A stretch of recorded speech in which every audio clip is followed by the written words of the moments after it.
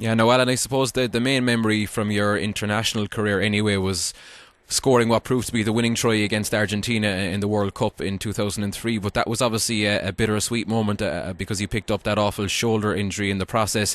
That's probably the epitome of a bittersweet moment, as I say, if ever there was one.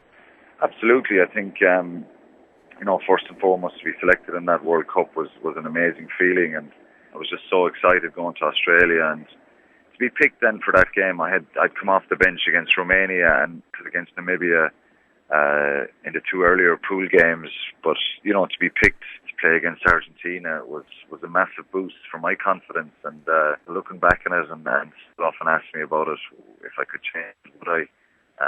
I'm not really sure about that, but it was great to score in such a crucial game. But obviously the injury, set me back for a long period afterwards, and I missed out on winning a Triple Crown with Ireland a couple of months later when the team won the Triple Crown. So it was bittersweet, and certainly it affected me for maybe 12, 18 months before I could get back to full fitness and get strength back in my shoulder. But I suppose it was certainly better scoring the try and being injured like that in a big game than behind closed doors in training, I suppose.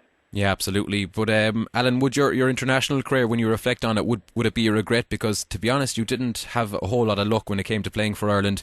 Okay, you won 27 caps, but whenever you seemed to be nailing down a place in the team, you were kind of cut off by injury or suspension, or I think even the foot and mouth, as you say in the book, cost you a few caps as well. Yeah, definitely. It's a big disappointment. I'm very envious when I see some of the lads with tons of more caps than me.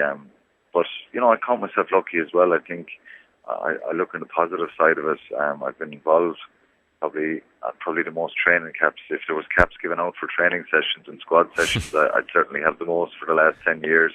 Yeah, between one thing and another, certainly I possibly could have some more caps, but it's been disappointing and a few regrets along the way. Some out of my control, some in my control, but I still have 27, so I have to cherish those now, and there's no point looking back. But it would have been nice to play for Ireland a lot more. I just feel a little bit unfulfilled with Ireland, that I never really got a decent long run in the team for one reason or another. So I wish I could change that a little bit, but it's not to be. Yeah, no, the selection for the Lions last year, Alan, was obviously an interesting one and hugely deserved at the time. But it was interesting because a few weeks previously Ireland had obviously wrapped up the Grand Slam, yet you hadn't featured in that campaign.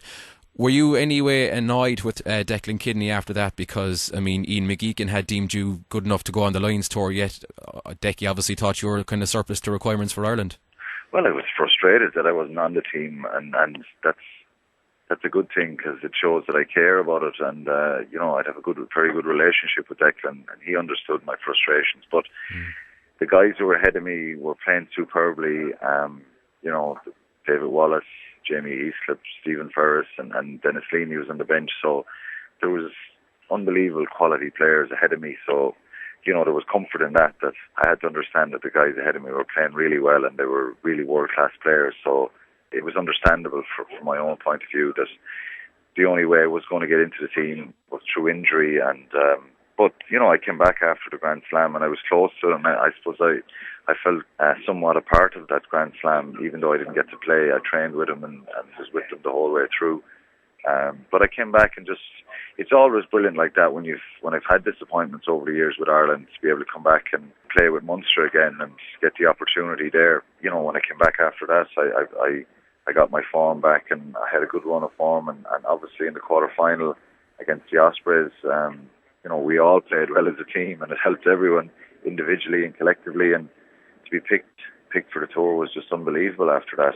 Yeah, no, Alan, obviously you've got the two Heineken Cup medals under your belt, which is a huge achievement. But was the '08 win, was that a little bit more special for you than the win in 2006? Because in 2006, obviously you'd been injured for most of the season. You got on for the last couple of minutes of the game, but in '08 you were a man of the match performance. So was that little bit more special for you? Yeah, I think so.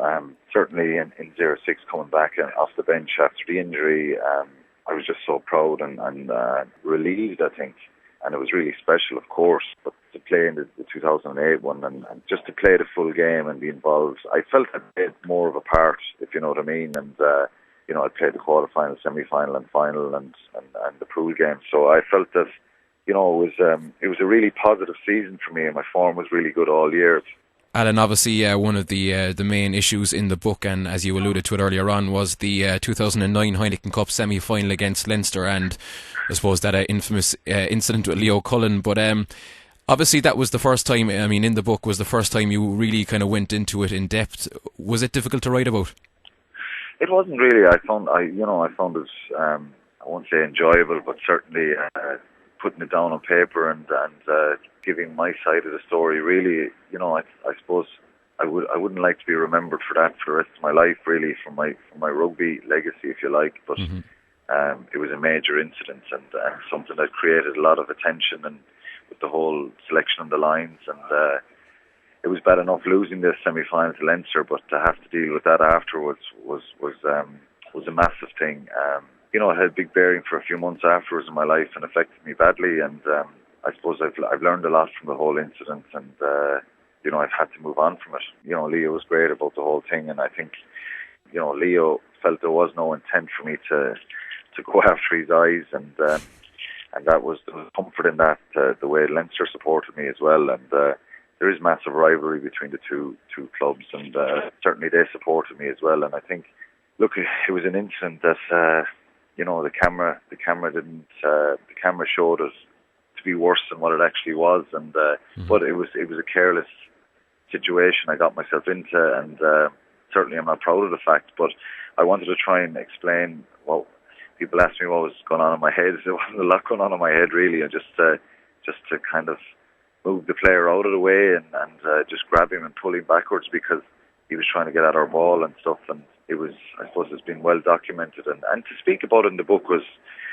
as I said, I don't want to be remembered for that because, I've so many great years with Munster. It'd be a shame if that was the case.